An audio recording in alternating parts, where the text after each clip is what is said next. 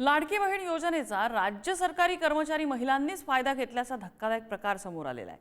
राज्य सरकारच्या नोकरीत असून सुद्धा या योजनेचा लाभ घेतला जातोय। 2652 महिला कर्मचाऱ्यांनी लाडकी बहीण योजनेचा लाभ घेतलेला आहे। 9 महिन्यात प्रत्येकी 13,500 रुपयांचा लाभ या सरकारी महिला कर्मचाऱ्यांकडून घेण्यात आलेला आहे।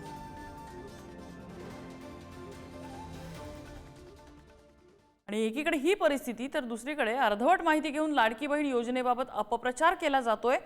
आदिवासी विभाग आणि सामाजिक न्याय विभागाच्या मूळच्या निधीला धक्का लागला नाही अशी माहिती मंत्री अदिती तटकरे यांनी दिली आहे।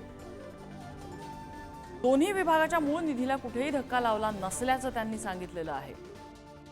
अधिकचा निधी जो त्या खात्याला आलेला होता, जो लाडकी बहीण योजनेकडे वळता करण्यात आलाय अशी माहिती अदिती तटकरे यांनी दिली।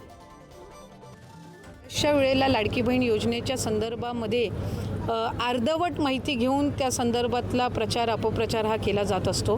खरं तर वस्तुस्थिती ही आहे की आदिवासी विभाग आणि सामाजिक न्याय विभाग यांना गेल्या वर्षी किंवा त्याच्या आधीच्या वर्षामध्ये जितका निधी दिला जात होता त्याच्या तुलनेमध्ये त्यांना अधिकचा निधी दिलेला आहे। ज्यांनी लाडक्या बहिणीचा मोठा गवगवा केला, 4-4 करोड रुपये त्याच्यावर खर्च केले, तो गवगवा करण्यासाठी सरसकट मग आता सरसकट जर त्यांनी भरले आहेत, आता तुम्हाला काय लागते,